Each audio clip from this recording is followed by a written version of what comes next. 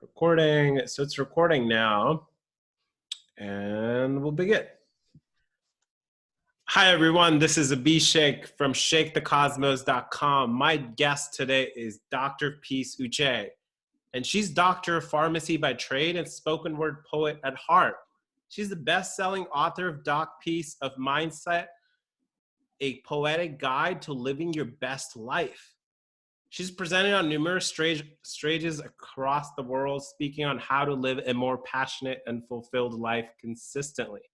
She transforms mindsets using the power of spoken word and emboldens aspiring speakers to share their life stories, providing valuable insights on story crafting and finding a platform.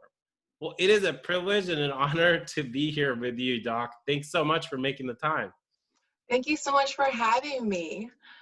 I am so excited to talk about this topic today. We are living in dynamic times, and I would love to sort of talk about vulnerability with you and what that means to you, and maybe we could just kind of start there. Yeah, so I mean, these are unprecedented, interesting times that we're in right now. And I feel that many of us may find ourselves in a state of vulnerability because we don't quite know what to expect or what's going on. And there's all these questions, right? All these questions that we have that are unanswered. And I think that this is a good time to really tap into who we are as a person, which makes it's another vulnerable question, right? Yeah, it does. So it's almost like you're kind of flipping it around. Mm-hmm. Yes, it is a time where everybody's kind of feeling vulnerable, and at the same time it's also time to refocus. I guess, yeah. So like unpacking vulnerability itself, though, I guess, like, what are types of emotions that come to mind when I think about vulnerability? Like, for me, it's like it could be scary sometimes. Oh, definitely. There's definitely some fear in being in that vulnerable state.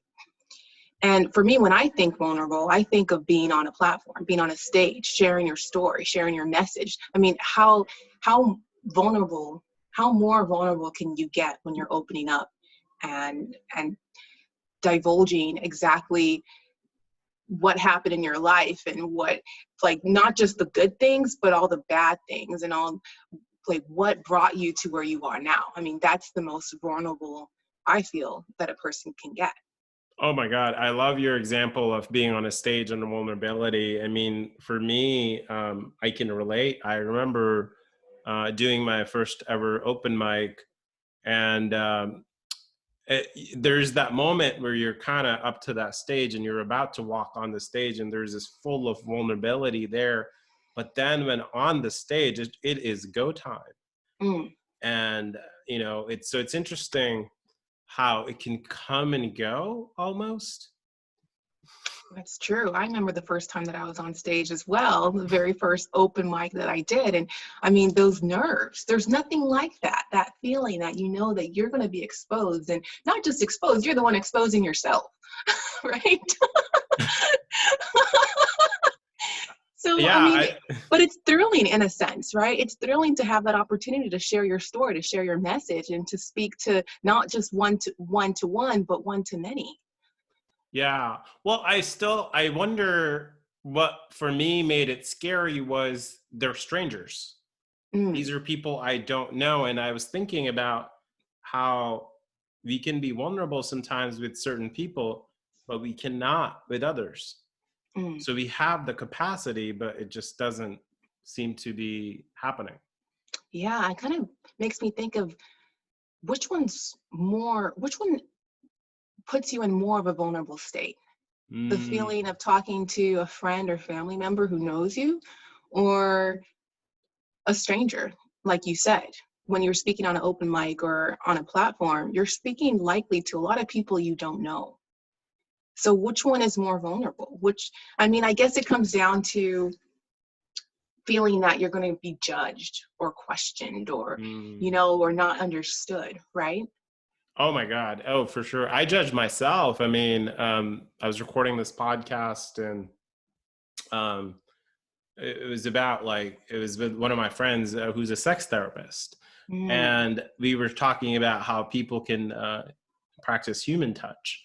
And in these times, and, one of the topics her and I started talking about was nipple stimulation. And I was like, Okay. well, I am going to definitely cut this part out. And it just became, I was judging myself, but later on people were telling me, oh, we would have loved to hear more about that part. Wow. So it comes down to what you feel most comfortable with. But sometimes when you delve into those uncomfortable places, uncomfortable spaces, that's when you're really able to connect better with others, right? Mm. Y- Yeah, that is so true. I think, yeah. And it's almost like that. Why is that connection? What makes that connection happen with others better because of that? Is it like when, yeah, that is a true, I have noticed that as well. I mean, I guess it comes down to touching on that vulnerability. I feel that when you bring a piece of yourself and others know that it's you're putting yourself in a vulnerable state, then it allows them to open up as well. And so this goes back to the power of a story. The power of sharing your story is sharing your message. And I believe that there is so much power in that vulnerability. And so Yeah. that's why I became a speaking strategist, because I learned from my rhythmic poetry, my transformational rhythmic poetry that I deliver on a platform. I'm sharing all these really vulnerable stories about my past, about my childhood, and tying those into these lessons that I've learned from being in those places. And so others can really see that vulnerable state, and allows them to open up and to really share their stories and their message. So again, there's so much power in sharing those vulnerable moments in your life. Yeah. I Yeah, I mean, Yes. I'm there with you, and I guess, and I appreciate that sharing the vulnerability and the stories. And I guess I think about it from the other perspective, somebody who's never met me and now is hearing all these random details about my life. But it could also bring out kindness from the other Mm. person, and maybe that's another thing that, like you're saying, stories can be a powerful way of building that human connection. Oh, definitely. I think oftentimes we want to, I guess, show ourselves in the best light. But someone once actually told me that in order to form a really real relationship with someone and build that connection, you kind of have to open yourself up and allow them to be comfortable. And bringing in that vulnerability, those stories, those vulnerable pieces of your past, kind of helps others to kind of feel more comfortable with you, and it allows more connections, more relationships to form. Mm. Well, I appreciate that. I mean, I think now, I guess kind of moving from like understanding vulnerability to, well, how to use the power of being vulnerable to do things, I guess. I know you mentioned earlier that, well, you do these flows. So that's Mhm. one. What is a flow for Abhishek's knowledge? That's a great question. So I call flows, actually my presentations is what I call a flow. And the reason why I call these presentations, these performances, these stories that I tell flows is because, first of all, the inspiration seems to come and flow through me. I know that kind of sounds a little woo-woo, but these are inspirational flows that really are so very powerful that when I speak them, it flows out. It flows out. And I love the fact that I'm able to move people with my words. Mm. So I It's a think it would blessing. be, yeah. And you mentioned that you have, I know you've got a framework as well where you were Yes. able to take people through some of that. Maybe we can kind of just, I think it's, three or four things that are part of that. So would love to dive into, what that is. Oh, definitely. So getting in that vulnerable state of sharing your story, it's not easy, right? And so I've developed an acronym that I call GOLD. I already love the acronym. Thank you. Thank you. And I love gold, as you can tell by my elephant here. But it's more than just the color, right? The GOLD acronym that I've created, I believe, really allows you to dig deep and to acknowledge the amazingness in you, and then bring it out and let that amazingness shine by sharing your story. So the GOLD stands for G for genuine, original, loving dreamer. Genuine, original, loving dreamer. Genuine, original, loving dreamer. And we'll be sure to include that in the description as well, so people can kind of attach themselves to that. Yes. So it really speaks on diving in to see what it is about you that makes you who you are. And how can you bring that out? How can you pull those God-given, just innate gifts and talents out? How can you bring them out and show them and shine them and really release that into a story, into a message, and to shine your light by doing so? Yeah. So, and how has it worked for you? Have you tried these yourself, or? Oh, definitely. So a few years ago, actually, I was sitting at a wedding, a family's wedding, and this is how I came up with this acronym. I was all dressed in golds, wearing this beautiful gold dress and shiny, sparkly. And I looked around and I realized that, I wasn't really that content. I had this great job as a full-time pharmacist, making over 6 figures. I was dressed in bling, obviously doing well. And then I realized that I need not just to wear gold. I needed to be gold. And that's when I came up with this acronym. I needed to really tap into who it was that I was, who am I, and what can I bring to the table? What can I offer? And how can I share and shine my light? And that's when I came up with the genuine, original, loving dreamer. I needed to be genuine. I needed to be original. I needed to be loving, because when you come from a place of love, you attract love. And I needed to pursue my dream. And my dream was to become a spoken word artist, to be able to transform people's mindsets, to transform people's lives with my message. And so once I realized that and started making those forward moves to become gold, I finally started living again. Oh my goodness. I appreciate you sharing that story. That is gold. Yes. And so, I want people to realize the power of being gold. So the book that you mentioned, doc.Peace of My Method, it describes what it means to be gold. And it goes through 7 steps on how to become gold. And each of the 7 steps is tied to an actionable message, an actionable flow that you can apply to your life. We'll be sure to include for people listening on the podcast and video, we can include that link for the book as well. Hen, you're going to cause a gold rush over here. I hope so, in all the best ways. So you meant, and I have not forgotten, you did mention that you spoke something about being a spoken word artist. And, yes. For our viewers and for our audience, would love to kind of maybe dive a little bit deeper into that skill of yours. And if you could gift us something that, a flow that you might have that has come to you recently or something, that would be great. I would love to. Thank you for giving me this opportunity to share. So one of the things that I've noticed during these interesting times that we're in right now, and so we're in such a state of fear. And I feel that we really need to start acknowledging ourselves and speaking words of light and encouragement to ourselves to get through these trying times. Because this fear state,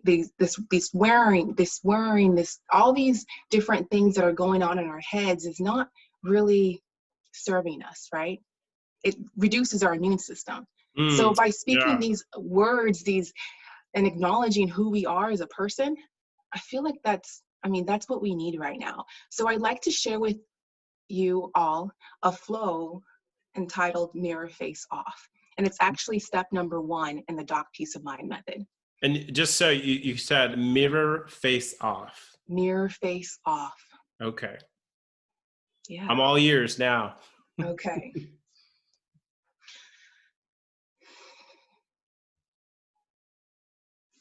In high school, I developed a mirror face, an expression my face would automatically fold into each time I encountered my reflection. I'd draw my mouth into a thin line in a subconscious attempt to hide the voluptuousness of my full lips. My friends would tease me, placing real and more often pretend mirrors in front of my face to see it contort. And each time, that girl in the mirror would comply, presenting herself with my features modified. I've since realized that many of us go through life with our mirror face on, presenting a version of ourselves we want others to see until eventually our reflection becomes nothing more than a posed existence. It's exhausting. See, even though it's subconsciously done, our subconscious runs over 90% of our entire mind. So soon, that negativity that comes from masking our true selves brings forth more and more negativity and self-doubt. It's no wonder why they say we are our biggest critic.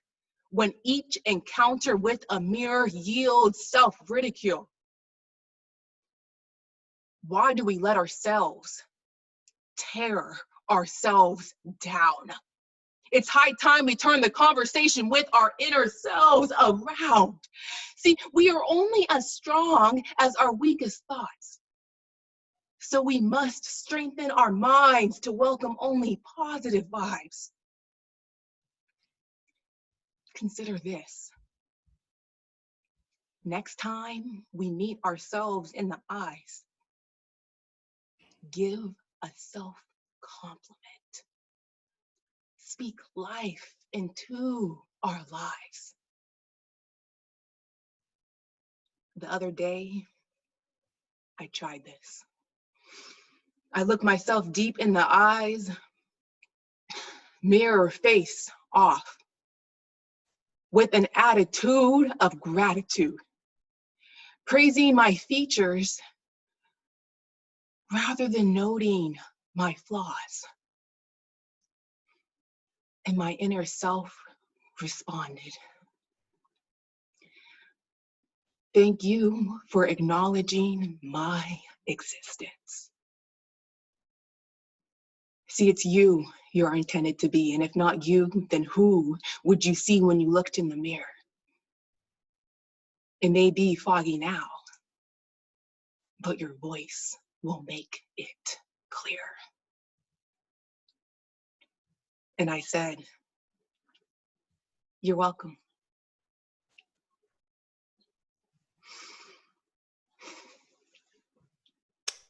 Thank you.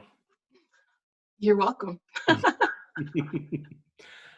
Thank you for that. I definitely got goosebumps through that. Appreciate that so much. Oh, you're so welcome.